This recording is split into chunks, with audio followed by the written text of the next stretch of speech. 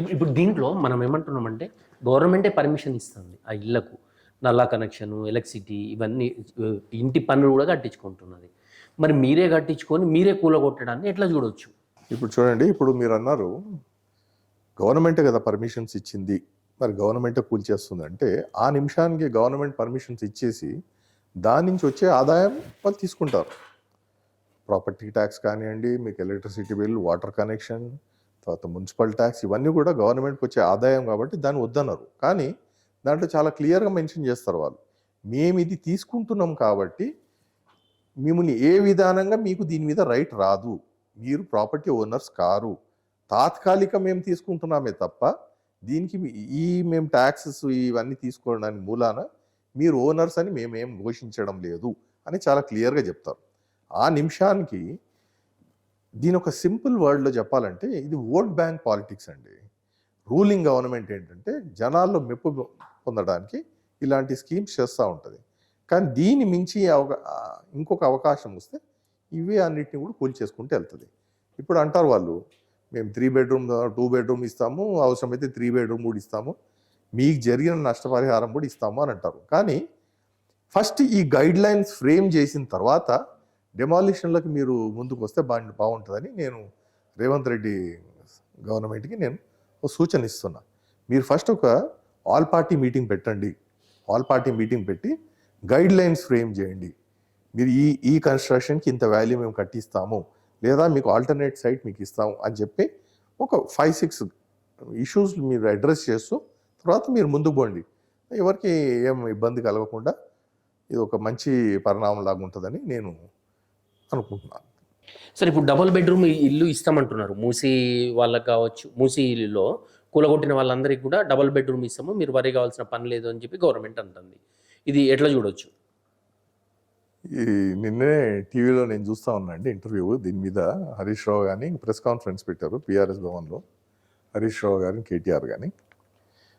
ఇప్పుడు గవర్నమెంట్ ఒక మనిషి ఇల్లు కూల్చేస్తే, నేను ఇంతకుముందు అన్నట్టు ఇది శవాల మీద రాజకీయం. మనిషి ఆరోగ్యంగా తిరుగుతూ ఉన్నప్పుడు ఆయన మనిషి, ఆయన చనిపోయాడు అనుకోండి శవం కింద మారుతాడు. అదే విధానంగా ఇల్లు కట్టి ఉన్నంతసేపు మంచిదే, కూల్చేసినాక అది కూడా శవం అయిపోతుంది, బిల్డింగ్ శవం అనొచ్చు, కరెక్ట్ వర్డ్. దాని మీద రాజకీయాలు చేస్తున్నారు ఇద్దరు. హరీష్ రావు ఇంకా కేటీఆర్ ఏమంటారంటే 35 కిలోమీటర్ల దూరం ఉన్న డబుల్ బెడ్రూమ్లు ఇస్తే వాళ్ళకి ఎట్లా అంటాం.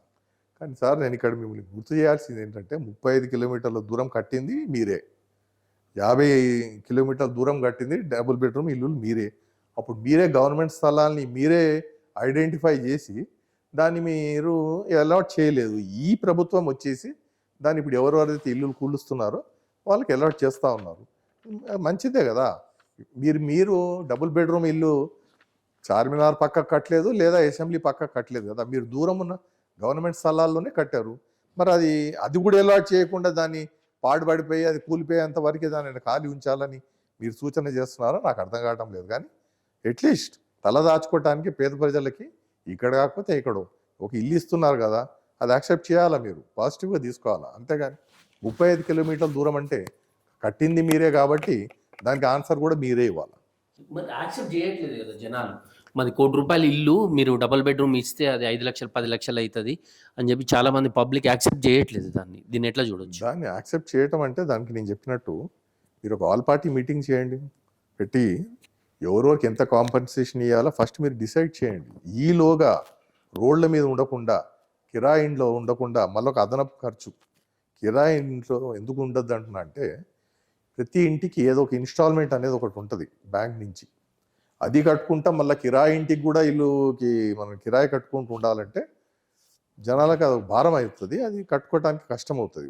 ఇమీడియట్ అయితే మీరు ఆ 2 బెడ్రూమ్ హౌజెస్లో మీరు షిఫ్ట్ అవ్వటం మంచిదే. దాని తర్వాత మీకు ఎలాంటి కాంపన్సేషన్ వస్తుంది, మీరు ఏం చేయగలుగుతారు అనేది మీకే, then you have to accept the government proposal. అంతే తప్ప మేము వానల్లో దడుస్తాం, ఎండల్లో కూర్చుంటాం, మమ్మల్ని చూసి మీరు బాధపడండి, మాకు వచ్చి మీరు సానుభూతి తెలియండి అంటే పొలిటికల్ పార్టీస్కి ఇదే అవసరం. కూల్ చేసిన దగ్గర అన్ని దగ్గర ఏదే జరిగినా కూడా ప్రతి పొలిటికల్ పార్టీ రిప్రజెంటేటివ్ వెళ్తారు, అక్కడ వెళ్ళేసి వాళ్ళని ఓదారుస్తారు. కానీ అది కాదు పద్ధతి. ఫస్ట్ ఆఫ్ ఆల్ మీరు గవర్నమెంట్ మీద ప్రెషర్ పెట్టండి, ఒక ఆల్ పార్టీ మీటింగ్ పెట్టండి, గైడ్ లైన్స్ ఫ్రేమ్ చేయండి, తర్వాత you go ahead with the demolition of unauthorised constructions, not legal constructions, unauthorised constructions.